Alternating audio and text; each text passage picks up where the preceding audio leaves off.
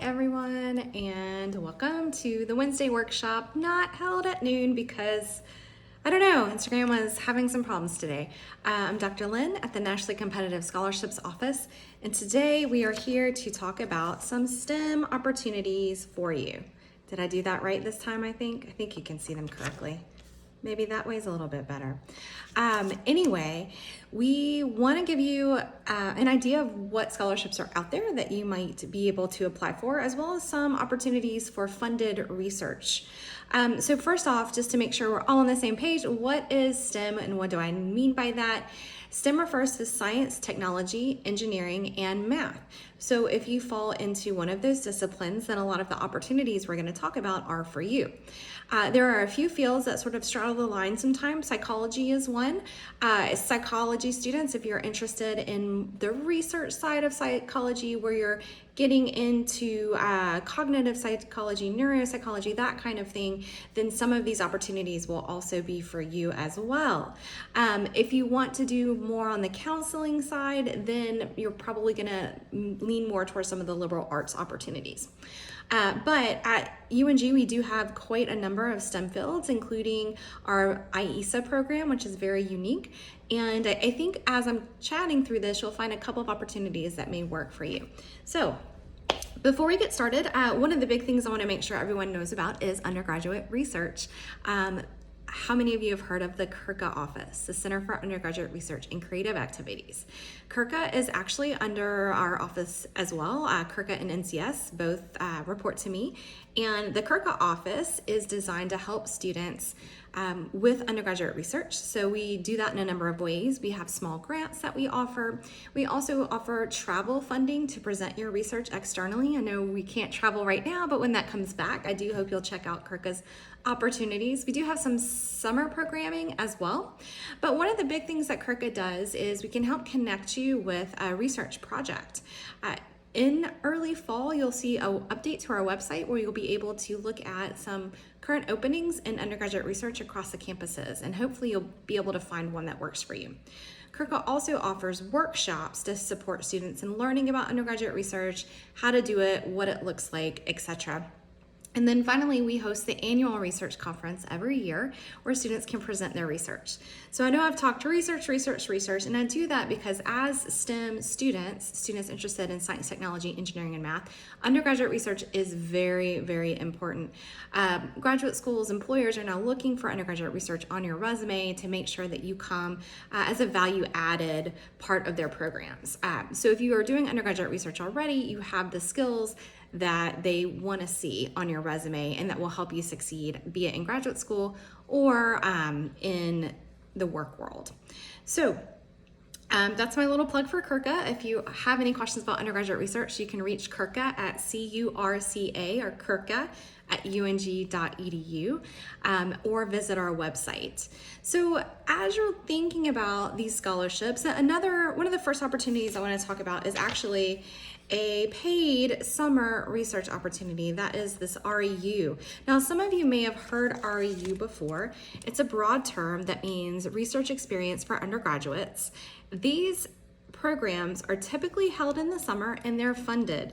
So essentially, it's a summer job. And what better summer job than doing research that can get you towards your goals?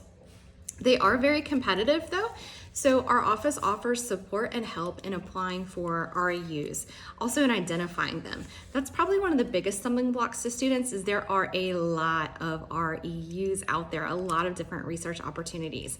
So our office can really work with you to identify some of the ones that will work well for you. I want to mention a couple now, just in case you want to go ahead and give them a Google, but we do have some handouts that I can share with you that gives a little bit more of a targeted idea of what each of these search engines has, as well as what might be better for you as a student. So the big one you'll see up here is the NSF, the National Science Foundation. They have a ton of REUs. The National Science Foundation gives funding to different universities to create these REUs, and they bring in students from other universities to work on their campus. This is really, really awesome because you have the opportunity to potentially go to an R1 or Research 1 school and use their big lab with all of their expensive equipment. So it can be really, really neat. It also allows you to work beyond what are you doing here at UNG, and to get more experience and to see how other labs work. So if you Google NSF REU, you'll find a whole listing.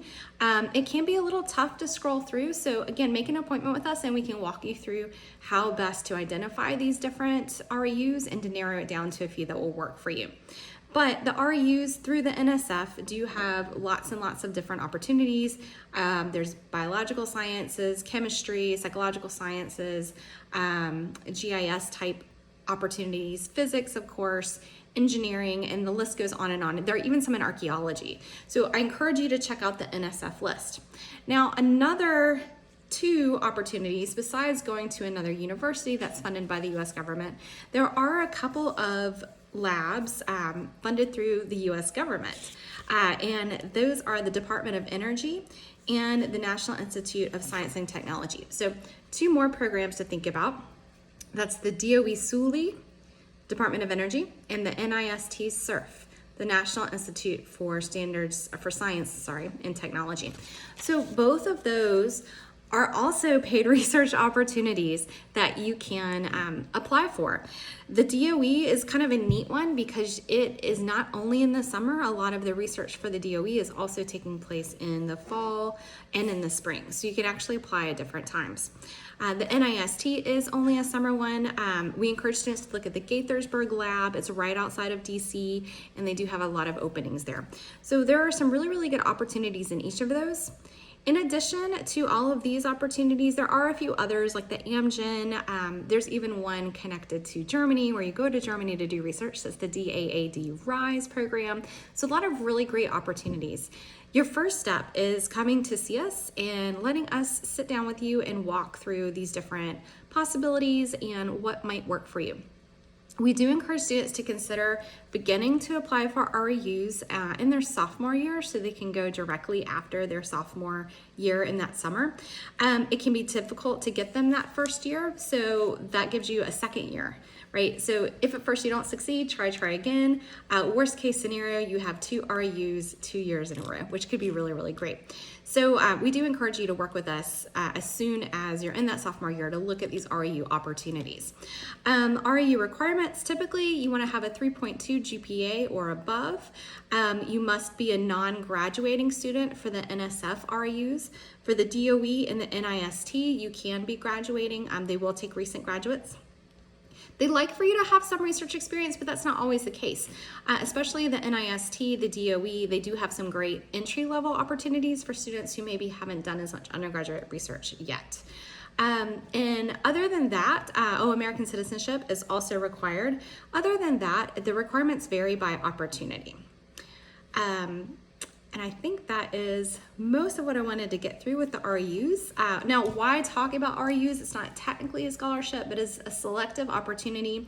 One reason is we find that the REUs are good precursors of the things that you're going to need to have on your resume if you are going to apply for the 2 other awards I want to talk about, the Goldwater Scholarship, as well as the NSF GRFP, which pays for graduate school.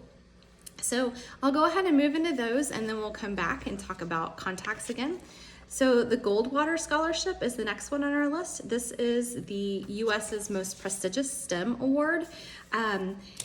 And it is for students who do want to go on to grad school, not med school. I'm sorry, med school students. The next 2 we're going to talk about are not looking for medical school students unless you plan to do research post-MD. So if you wanted to get like an MD/PhD, you would still be in the running for these. The Goldwater gives a small award, but again, it is very, very prestigious. There are just a few hundred students per year who are selected as Goldwater Scholars. We are very excited because we've had our first 3 Goldwater Scholars over the past 2 years, and we're excited to continue that. All of our Goldwater Scholars so far have had an REU of some sort. So I think that is a really good indication of the type of research that's necessary to be competitive for these awards. Now for the Goldwater, if you're looking into applying for that, you do need to have a pretty strong GPA, although the requirement is a little lower. Around a 3.7 is where we find our competitive students landing. All the better if it's up towards the 4.0.